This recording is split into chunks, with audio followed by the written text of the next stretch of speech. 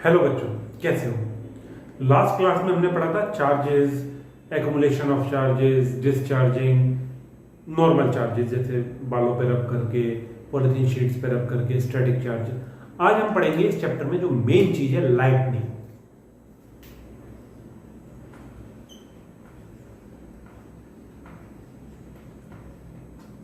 Lightning lightning क्या होता है? आपने देखा होगा जब बारिश तेज हो रही होती है, हवा चल रही होती है, बिजली कड़कती है, जो बिजली कड़कती है आसमान में, उसको हम लाइटनिंग कहते हैं। लाइटनिंग क्या है? स्पार्क एक तरह का स्पार्क जो प्लग्स में होता है, वायर्स में होता है, बड़े फॉर्म में, बहुत बड़े फॉर्म में स्पार्क जो होता है वो लाइटनिंग होता है। अब इसका फिनोमिना क्या है, ये होता क्यों है, ये हम समझते हैं। जब थंडर स्टॉर्म आता है, थंडर स्टॉर्म क्या होता है? थंडर स्टॉर्म मतलब कि बारिश और तेज हवाएं जब साथ चलती है, तूफान और बारिश जब साथ चलती है, उसे बोलते हैं थंडर स्टॉर्म। ठीक है, जब थंडर स्टॉर्म आता है तो air currents move towards upper direction, move upwards, वो ऊपर की तरफ मूव करते हैं, और एयर ड्रॉपलेट्स, वाटर ड्रॉपलेट्स नीचे की तरफ मूव करती हैं। एयर करंट्स ऊपर जा रहे हैं, वाटर ड्रॉपलेट्स नीचे आ रही हैं। इन दोनों के बीच एक फ्रिक्शन होता है। फ्रिक्शन मतलब ये बहुत तेजी से चीजें होती हैं, वाटर ड्रॉपलेट्स तेजी से नीचे आ रही होती हैं, एयर करंट्स तेजी से ऊपर जा रहे होते हैं। इन दोनों के बीच एक दूसरे से सट के चलते, मतलब फ्रिक्शन, जो हमने एक चैप्टर में पढ़ा था। This is also a type of friction. ये फ्रिक्शन होता है। अब उस फ्रिक्शन में क्या होता है, सपोज कर, और इससे एक चार्ज डेवलप होता है। इस फ्रिक्शन से एक चार्ज डेवलप होता है। हमने क्या पढ़ा था अभी? रबिंग से चार्ज डेवलप होता है। तो ये रबिंग है, एक टाइप की फ्रिक्शन भी नहीं, रबिंग बोलेंगे इसे, एक रबिंग है। रब करते हुए एक दूसरे को निकलते हैं, वाटर ड्रॉपलेट्स नीचे आ रही है, एयर करंट्स ऊपर जाता है, एक दूसरे को रब करते हुए निकलते हैं। इस रबिंग की वजह से एक चार्ज डेवलप होता है। अब देखिए, सपोज कि ये क्लाउड है, एक क्लाउड, ये रहा, कई सारे क्लाउड हैं, ठीक है, ये क्लाउड है, ये क्लाउड है, भाई आसमान में तो ऐसे क्लाउड होते ही हैं।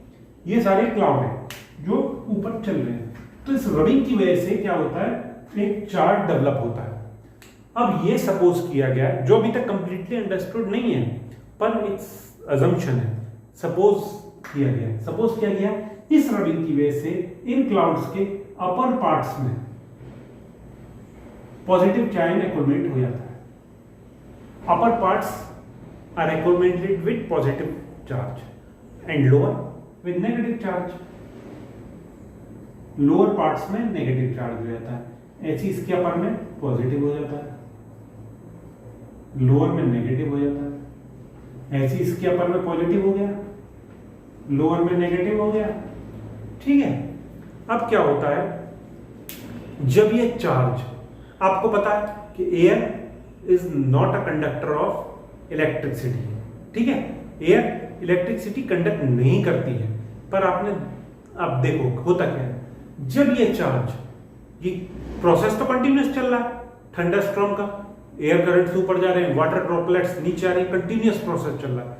होता क्या है, जब ये कंटिन्यूअस प्रोसेस चलता है तो इन क्लाउड्स पे, अच्छा एक चीज और, ये सब तो पॉजिटिव नेगेटिव हो गया, ये अर्थ सरफेस है, ये पॉजिटिवली चार्ज होती है।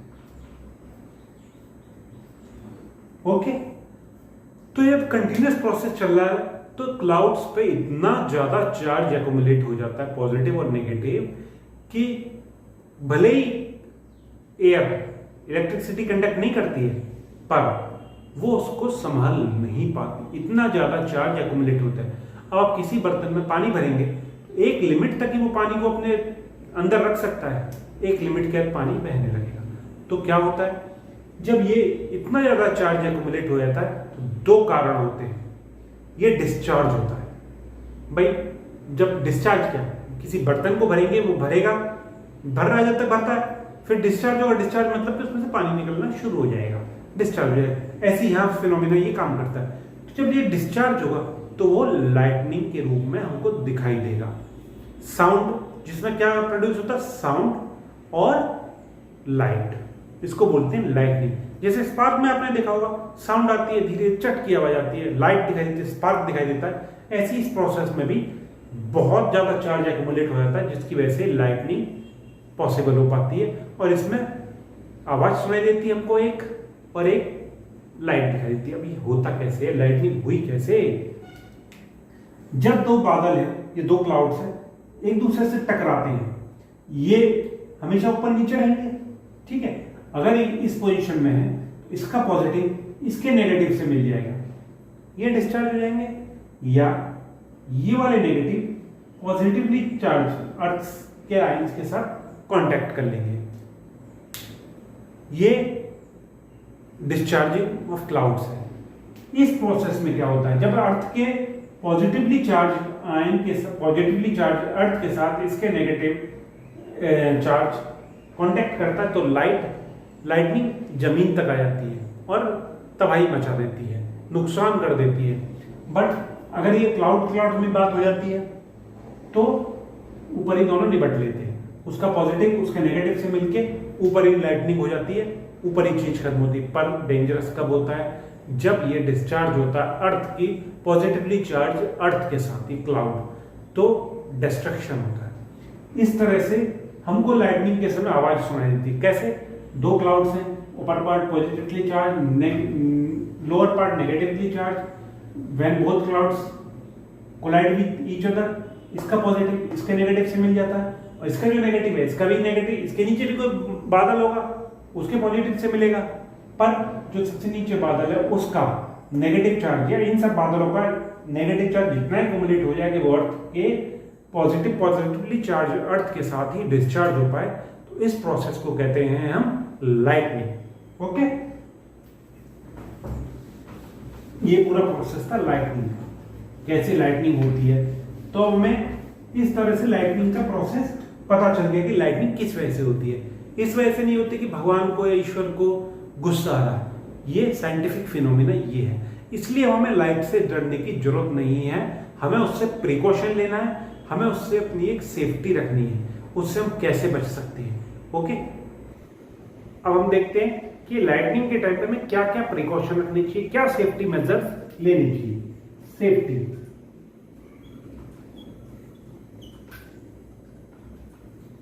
जब लाइटनिंग होती है तो हमें कोई सेफ प्लेस ढूंढना चाहिए।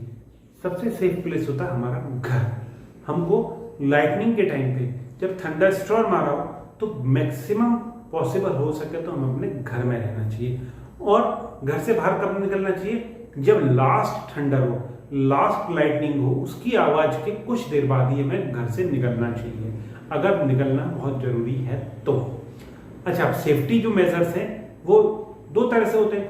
एक तो जब हम घर के बाहर होंगे तब क्या हमें सेफ्टी मेजर लेने हैं, और जब घर के अंदर होंगे तब क्या सेफ्टी मेजर लेने हैं। जब हम घर के बाहर होते हैं, when we are outside our home, जब हम घर के बाहर होते हैं, अगर अम्ब्रेला लगा रखा है हमने तो अवॉइड करना चाहिए अम्ब्रेला घर के बाहर लाइटनिंग के टाइम पे, बिकॉज वो लाइटनिंग को अट्रैक्ट करता है। अम्ब्रेला अट्रैक्ट्स लाइटनिंग, इसलिए पुराने जमाने में भी कहा गया था अम्ब्रेला, छाते को बाहर जब बिजली चमक रही हो या लाइटनिंग हो रही हो तो उसके टाइम पे अम्ब्रेला यूज नहीं करना चाहिए। कोई शेल्टर देख लेना चाहिए, कोई दुकान हो उसके अंदर चले जाओ, आजकल मॉल्स हैं मॉल्स के अंदर चले जाओ, कोई शेड बना हुआ दुकान के बाहर छोटा सा उसके अंदर चले जाओ, बस शेल्टर जो होते हैं वहां चले जाओ, बस स्टैंड के पास चले जाओ, जहां भी पॉसिबल हो आप बारिश से बचो, लाइटनिंग के टाइम पे बाहर मत निकलो, अम्ब्रेला यूज मत करो।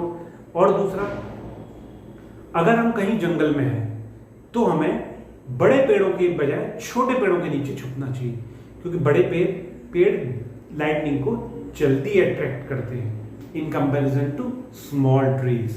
इसलिए हमें बड़े पेड़ों के बजाय छोटे पेड़ों के पास रहना चाहिए। अगर हम कहीं गाड़ी में जा रहे हैं तो हमें मैक्सिमम पॉसिबल हो सके तो गाड़ी के अंदर ही रहना चाहिए, और अगर जंगल में गाड़ी में जा रहे हैं तो एक सेफ जगह हमें देख लेनी चाहिए जो बिल्कुल ओपन हो, मैदान हो, खाली प्लेस हो जहां आसपास पेड़ ना हो।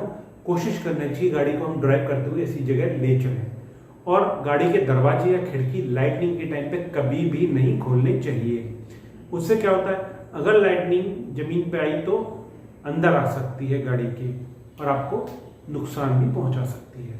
और क्या करना चाहिए, लाइटनिंग के टाइम पे अगर आप किसी जंगल में और छोटे छोटे पेड़ हैं, अगर पॉसिबल हो तो खुले मैदान की तरफ जाना चाहिए और वहां भी जाकर एकदम बैठना नहीं चाहिए या लेटना नहीं चाहिए। वहां जाके आप स्क्वेटिंग पोजीशन में बैठ जाइए, दोनों घुटने मोड़कर बैठ जाइए और अपने हैंड पे अपना हेड इस तरह से रख लीजिए, जिससे क्या होगा, आपका कम से कम एरिया एक्सपोज होगा, जिससे कि आपको लाइटनिंग से बचने में बहुत हेल्प मिलेगी। इस तरह से हम आउटसाइड लाइटिंग से बच सकते हैं। अगर आप किसी बस से ट्रेवल कर रहे हैं तो मैक्सिमम पॉसिबल हो सके तो बस के अंदर ही रहिए, या अगर बाहर है तो हमें बड़ी बिल्डिंग्स के नीचे नहीं खड़ा होना चाहिए, इलेक्ट्रिक पोल्स के आसपास नहीं जाना चाहिए, स्पेशली इलेक्ट्रिक पोल्स, क्योंकि आज सड़कों पे इलेक्ट्रिक पोल्स लगे होते हैं, हमें इलेक्ट्रिक पोल्स के आसपास भी नहीं जाना चाहिए।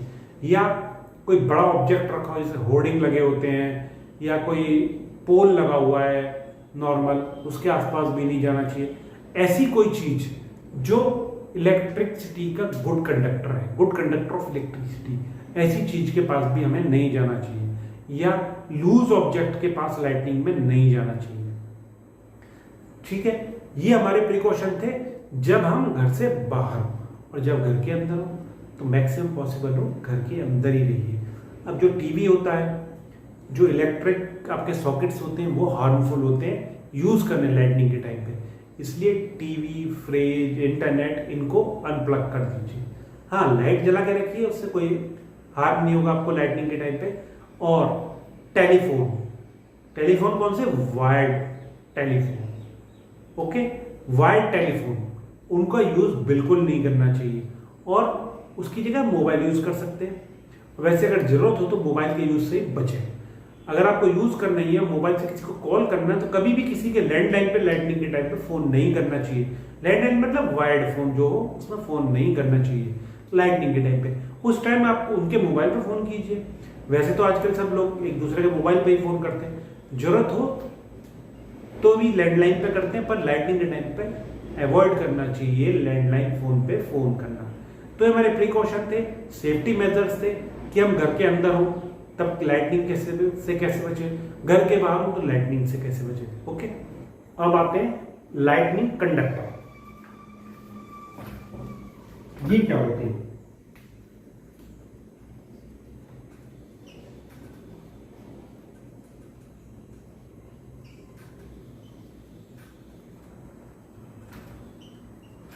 Lightning conductor. लाइटनिंग कंडक्टर क्या होते हैं, आपने कभी बड़ी बिल्डिंग्स के आसपास देखा होगा। सपोज करिए बिल्डिंग है, ये कोई बिल्डिंग है,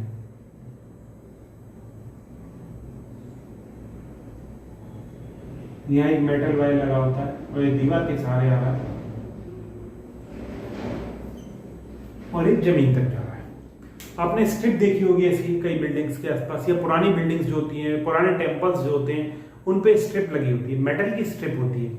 इसको बोलते हैं लाइटनिंग कंडक्टर। अब इसको लाइटनिंग कंडक्टर क्यों बोलते हैं, जब अभी मैंने बताया था पीछे थोड़ी देर पहले कि कैसे बादल, क्लाउड्स डिस्चार्ज होते हैं अर्थ के साथ। जब वो डिस्चार्ज होते हैं तो हम कहते हैं नॉर्मल लैंग्वेज में बिजली गिर गई कहीं पर। ठीक है, तो बिजली गिरती कैसे, लाइटनिंग अर्थ को टच कर जाती है और जो उसके कांटेक्ट में आता है उसको डिस्ट्रॉय कर देती है। ओके, तो ये क्या होता है, जब बिजली लाइटनिंग होती है तो ये अट्रैक्ट करती है। अगर आसपास लाइटनिंग अर्थ को टच करने वाली हो तो ये इसका जो लास्ट पॉइंट होता है, ये मेटल रॉड है, ये शार्प होता है और ये इलेक्ट्रिक करंट को, जो लाइटनिंग वाला करंट है, उसको अट्रैक्ट करता है, उसको अपनी तरफ खींचता है।